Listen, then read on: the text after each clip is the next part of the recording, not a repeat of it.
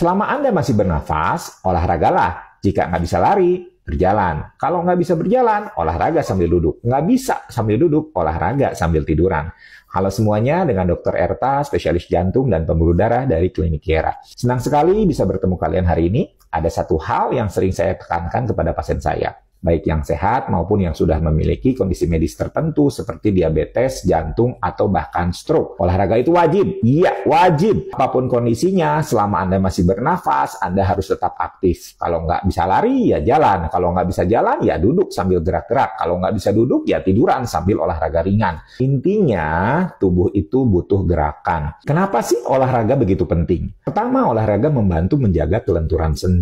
Coba bayangkan kalau kita jarang bergerak, terutama seiring bertambahnya usia. Sendi-sendi kita bakal kaku seperti robot tua yang baterainya hampir habis. Angkat tangan ke atas aja susah. Mau jalan pelan-pelan rasanya berat. Nah, dengan rutin olahraga, sendi kita bisa tetap lentur dan fleksibel sehingga aktivitas sehari-hari jadi lebih mudah dilakukan. Selain menjaga sendi, olahraga juga sangat penting untuk mempertahankan massa otot, terutama bagi mereka yang sudah lanjut usia atau punya riwayat penyakit kronis. Kehilangan massa otot bisa bikin tubuh lemah dan rentan jatuh. Olahraga ringan seperti misalnya angkat beban kecil atau sekedar menahan posisi saat duduk itu bisa membantu mempertahankan kekuatan otot. Ingat, otot yang kuat adalah modal utama untuk tetap mandiri di usia tua.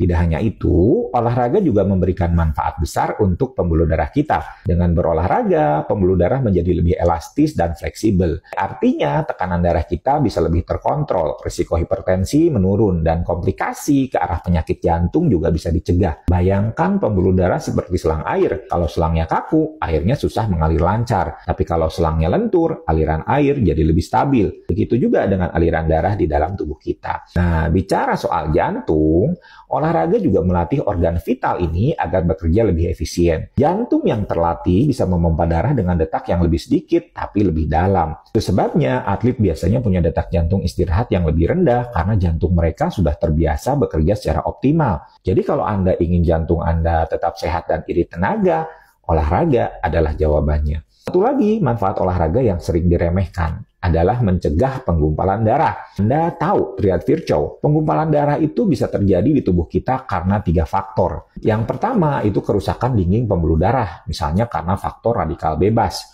Yang kedua, aliran darah yang lambat atau stasis. Yang ketiga, perubahan komposisi darah. Nah, stasis atau aliran darah yang lambat ini bisa kita cegah dengan bergerak. Misalnya, pasien stroke yang hanya bisa tiduran di kasur. Kalau tidak digerakkan, risiko penggumpalan darah di kaki sangat tinggi. Ini bisa menyebabkan emboli paru atau bahkan stroke ulang. Jadi, gerakan sederhana seperti misalnya menggerakkan kaki naik turun saat tiduran itu sudah cukup untuk menjaga aliran darah tetap lancar. Lalu, bagaimana caranya berolahraga kalau kondisi tubuh kita terbatas? Tenang, ada banyak cara kok. Kalau Anda masih bisa berjalan, ya mulailah dengan jalan santai sesuai kemampuan. Kalau nggak bisa jalan, coba duduk sambil menggerakkan tangan atau kaki. Kalau hanya bisa tiduran, Anda bisa mencoba gerakan seperti mengangkat kaki bergantian, seperti mengayuh sepeda di udara. Gerakan ini melibatkan otot perut, paha, dan pinggul tanpa memberikan beban berat pada tubuh. Bahkan gerakan sederhana seperti ini bisa membantu mengecilkan perut loh. Nah, untuk yang punya masalah tulang belakang, pastikan punggungnya tetap lurus saat melakukan gerakan. Misalnya saat berbaring, tekuk lutut dan angkat satu kaki ke atas secara bergantian.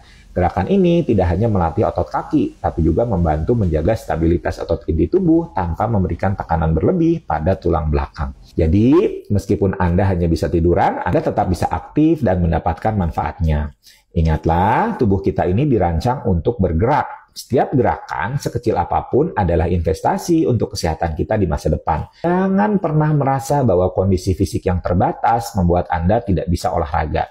Selama ada niat dan usaha, selalu ada cara untuk tetap aktif. Jadikan olahraga sebagai bagian dari hidup Anda, bukan karena paksaan, tapi karena Anda sayang pada tubuh Anda dan kesehatan Anda sendiri. Terima kasih sudah menyimak, sampai jumpa di video berikutnya ya.